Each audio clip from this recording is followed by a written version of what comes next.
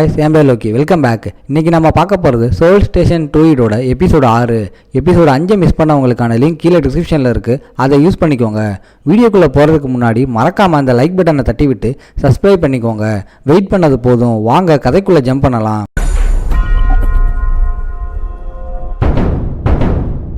சாப்டரோட ஸ்டார்டிங்லேயே நம்ம ஹீரோ சும்மா இருப்பானா, ஒரு டேபிளை தூக்கி அந்த ஆள் மேலே வீசிட்டு புலி மாதிரி உள்ளே பாயிறான்.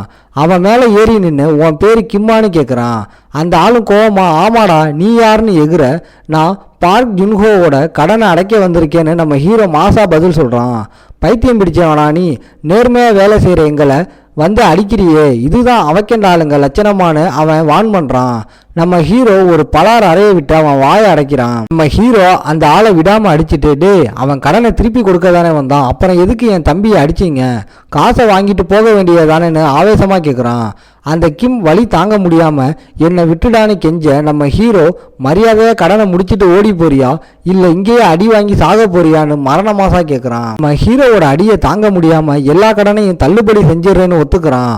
கொஞ்ச நேரத்தில் அந்த ரவுடி கும்பலை நம்ம ஹீரோ முன்னாடி முட்டி போட்டு, ஜுன்ஹோ இனிமே எங்களுக்கு ஒரு பைசா கூட கடன் பட்டிருக்கல, எல்லா கணக்கும் க்ளோஸ்ன்னு நடுங்கிக்கிட்டே சொல்கிறாங்க. நம்ம ஹீரோ அவங்கள முறைச்சிக்கிட்டு, இனிமேல் என் ஃபேமிலி பக்கத்தில் யாராவது வந்தீங்க அவ்வளவுதான், அப்புறம் நீங்கள் உயிரோட இருக்க மாட்டீங்கன்னு மரண வார்னிங் கொடுக்குறான். இந்த கும்பலை முட்டி போட்டுக்கிட்டு சரின்னு சொன்னாலும் அந்த கிம்முக்கு மட்டும் உள்ளுக்குள்ளே வெறி அடங்கலை. நம்ம ஹீரோ அங்கிருந்து கிளம்புனதும், இவன் என்ன பெரிய இவனா, இவனுக்கு பின்னாடி யாருமே இல்லைன்னு நினச்சிக்கிட்டு ஆடுறானான்னு பல்ல கடிச்சுக்கிட்டே நினைக்கிறான். சீன் இப்போ வேற ஒரு பில்டிங்குக்கு மாறுது. அங்கே அந்த கில்டு லீடர் செம்ம ஹாப்பியாகி புதுசாக ஒருத்தனோட திறமையை கண்டுபிடிச்சிட்டேன்னு சொல்கிறான். ஆனால் நம்ம ஹீரோவோட ஃபைலை செக் பண்ணின இன்னொரு ஆள் ஷாக் ஆகி, தலைவா இவன் வெறும் எஃப்ராங் தான், அதுவும் இன்னைக்கு தான் ரிஜிஸ்டரே பண்ணியிருக்கான்னு சொல்கிறான். கில்டு லீடர் விடுறதா இல்லை, இவன் பின்னாடி ஏதோ பெரிய விஷயம் இருக்குது, இன்னும் தோண்டுங்கன்னு வெறியாக இருக்கான். ஆனால் சிஸ்டமே நம்ம ஹீரோவோட ஃபைலை லாக் பண்ணி பிளாக் பண்ணுது. ஒரு வழியாக கஷ்டப்பட்டு உள்ளே போனால் அவனோட ப்ரொஃபைல் டேட்டா எதுவுமே வெளியே தெரியாதபடி மிஸ்டீரியஸாக மறைக்கப்பட்டிருக்கு. நம்ம ஹீரோ இன்னும் எந்த கில்டுலையும் சேரலை, அவன் பின்னாடி இன்னும் ஏதோ பெரிய மேட்டர் இருக்குன்னு அவங்களுக்கு புரியுது. அவனோட அபிலிட்டிஸை செக் பண்ணும்போது அவன் ஒரு காஞ்சரர் டைப் அப்படின்னு ரிப்போர்ட் வருது. அது மட்டும் இல்லாமல் பெரிய பவுண்டி இருந்த ஒரு ஆளை அசால்ட்டாக அடித்து தும்சம் பண்ணியிருக்கான்னு தெரிஞ்சு எல்லாரும் மிரண்டு போய் நிற்கிறாங்க. நம்ம ஹீரோ 10 வருஷமாக காணாமல் போயிருந்த விஷயம் தெரிஞ்சு கில்டு ஆளுங்க மிரண்டு போகிறாங்க. இவன் ஏதோ ஸ்பெஷல் ஏஜென்ட்டாக இருப்பானோன்னு டவுட் வருது. இவன் பவர்ஃபுல் மட்டும் இல்லை, பெரிய இன்டெலிஜென்ஸ் ஆளாக இருப்பான் போலேன்னு ஒருத்தன் பயப்படுறான். இவனை தொடுற வேலையே விடலாம்னு இன்னொருத்தன் வான் பண்ணுறான். நம்ம ஹீரோ கண்டிப்பாக வேற ஒரு நாட்டோட ஏஜென்ட்டாக தான் இருப்பான், இது எனக்கு முன்னாடியே தெரியும்னு ஒருத்தன் அடித்து சொல்கிறான். உடனே ஒருத்தன் பேச்சை மாற்ற இன்னொருத்தன் காப்பி குடிக்க கூப்பிட்டு, சரி ஒருவேளை அவன் பெரிய ஸ்பெஷல் ஏஜென்ட்டாக இருந்தால் எதுக்காக சாதாரண லெவல் 1 டஞ்சனுக்குள்ளே போகணும்னு ஒரு லாஜிக்கான கேள்வியை கேட்குறான். இந்த கில்டு ஆளுங்க விடாமல் நம்ம ஹீரோவை நோட்டை விட சொல்கிறாங்க. அந்த பையனுக்கு அதில் துளியும் இஷ்டம் இல்லை. சீன் இப்போ ஹாஸ்பிட்டலுக்கு மாறுது. நம்ம ஹீரோ உள்ளே வந்து தன்னோட தம்பி ஜுன்ஹோ முழிச்சிட்டானான்னு பார்க்குறான். அவன் வந்ததை பார்த்த ஜுன்ஹோ, ஏன் இவ்வளவு சாப்பாடு கொண்டு வந்திருக்குன்னு ஆச்சரியமாக கேட்குறான். நிறையா சாப்பிட்டா சீக்கிரம் குணமாயிடுவேன்னு யாரோ சொன்னாங்க, அதான் இவ்வளவு கொண்டு வந்தேன்னு நம்ம ஹீரோ பாசமாக சொல்கிறான். இப்போ எப்படி இருக்குன்னு நம்ம ஹீரோ கேட்க, நாளைக்கே பேண்டேஜ் எல்லாம் எடுத்துடுவாங்கன்னு ஜுன்ஹோ தெம்பா சொல்கிறான். அப்புறம் நாளைக்கு உனக்கு மெர்சனரி டெஸ்ட் தானேன்னு அவன் கேட்க நம்ம ஹீரோவும் ஆமான்னு தலையாட்டுறான். ஜுன்ஹோ ஆசையா பெரிய கில்டில் சேருன்னு சொல்ல நம்ம ஹீரோ அதை தட்டி விட்டுறான். நான் ஒருத்தனுக்கு கீழே வேலை செய்கிற ஆள் இல்லைன்னு மனசில் நினச்சவன், தேவையில்லடா நானே சொந்தமாக ஒரு கில்டு ஆரம்பிக்க போகிறேன்னு சொல்கிறான். இதை கேட்டு ஜுன்ஹோ ஷாக் ஆகி போயிட்டான். நிஜமாவே சொல்கிறியான்னு கேட்குறான். சீன் இப்போ அட்வென்ச்சரஸ் ஏஜென்சிக்கு மாறுது. அங்கே சுவாய் பில்டிங் வழியாக போய்கிட்டு இருக்கும்போது ஒரு வயசானவர் அவளை நிறுத்தி, என்னமாச்சு உனக்கு, ஏன் இப்படி இருக்குன்னு பதட்டமாக கேட்குறாரு. ஒரு கவலையோட, உன்னோட ஏரியாவில் 2 பாதுகாப்பு மீறல் நடந்திருக்கு, நேற்று வந்த அந்த போர்ட்டல் மட்டும் உடஞ்சிருந்தா இந்நேரம் மொத்த சிட்டியே சாம்பலாயிருக்குன்னு சொல்கிறாரு. நீ இல்லாமல் எங்களால் ஒன்றுமே செய்ய முடியாதா, அந்த போர்ட்டல் டிபார்ட்மெண்ட் மேனேஜர் வேற என்னை நச்சரிச்சுக்கிட்டே இருக்காரு, தயவு செஞ்சு ஹெல்ப் பண்ணுன்னு அவகிட்ட கெஞ்சுறாரு. உண்மையை சொல்லப்போனால் உன் திறமையை வீணாக்காதன்னு அவர் அட்வைஸ் பண்ணுறாரு. ஸ்வேவும் சமீபமாக தன்னால் எதுவும் கவனம் செலுத்த முடியலைன்னு ஒத்துக்கிறா. அவர் ஒரு பேப்பரை நீட்டி வெட்டி பேச்சை நிறுத்திட்டு இதை படின்னு சொல்கிறாரு.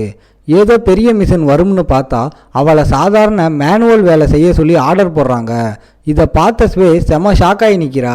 செம்ம கடுப்பாகி கிளம்பிடுறா. அந்த ஆள் பின்னாடியே கத்தி கோவத்தில் வர கேண்டிடேட்ஸை ஃபெயில் பண்ணிடாத, நமக்கு ஆளுங்க தேவைன்னு சொல்கிறாரு. ஆனால் அவளோ தன்னையே காப்பாற்றிக்க தெரியாத முட்டாள்களை அப்போவே ரிஜெக்ட் பண்ணுறது தான் நல்லதுன்னு கராராக சொல்லிட்டு போகிறான். சீன் இப்போ டெஸ்ட் நடக்கிற இடத்துக்கு மாறுது. ஒரு குரூப் ஆளுங்க இந்த டெஸ்ட்டில் எப்படியாவது பாஸ் பண்ணி லைசன்ஸ் வாங்கிடணும்னு பதட்டமாக பேசிக்கிட்டு இருக்காங்க. இன்னொரு பக்கம் ஒருத்தன் இதையெல்லாம் அப்படியே யூடியூப்பில் லைவ் ஸ்ட்ரீம் பண்ணிகிட்டு இருக்கான். அங்கே இருக்கிற ஒவ்வொருத்தருக்கும் அந்த மெஷினரி லைசன்ஸு ஒரு கௌரவ பிரச்சனையாகவே மாறிடுச்சு. ஆரம்பிக்கிற நேரம் ஒரு பெரிய கும்பலை அந்த ஏரியாவுக்குள்ளே நுழையுது.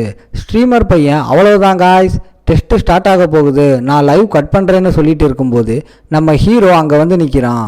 அந்த பையன் ஆச்சரியமாக, நீ பஸ்ட்டாக என்னோட லைவ் ஸ்ட்ரீமை பார்க்க போறியான்னு குஷியாகி கேட்குறான். குழப்பமாக, யார்கிட்ட நீ பேசிக்கிட்டு இருக்கேன்னு கேட்குறான். அந்த பையன் கொஞ்சம் தள்ளி நில்லு, போஸ்ட் கொடுக்கணும்னு சொல்கிறான். அந்த நேரத்தில் சூப்பர்வைசர் கெத்தா என்ட்ரி கொடுத்து அடுத்த 3 நாளைக்கு நான் தான் உங்களுக்கு இன்சார்ஜுன்னு சொல்கிறாரு.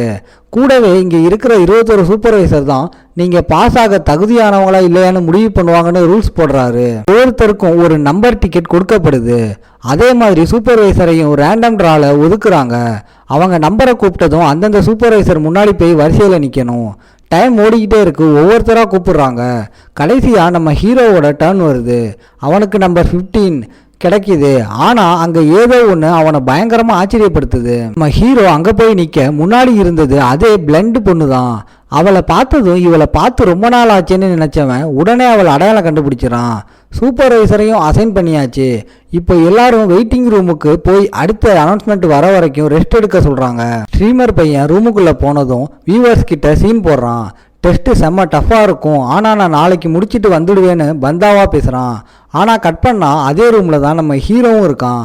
அந்த பையன் முகமெல்லாம் வாடி போய் உட்காந்துருக்கிறத பார்த்துட்டு, என்னடா வெளியே அவ்வளோ பில்டப் கொடுத்துட்டு இப்போ ஏன் இவ்வளோ சோகமாக இருக்குன்னு நம்ம ஹீரோ நக்கலாக கேட்குறான். இந்த ஸ்ட்ரீமர் பையன் நம்ம ஹீரோ முன்னாடி இருந்த அதே ஆளுதான்னு அப்போ தான் புரிஞ்சுக்கிறான். உடனே பயந்து போய் அந்த பொண்ணு ஒரு விச் மாதிரி, அவளை பற்றி உனக்கு தெரியுமான்னு கேட்குறான். அவள் மூடு சரியில்லைனா கூட எல்லாரையும் அசால்ட்டாக ஃபெயில் பண்ணிவிடுவான்னு அவன் புலம்புறான்.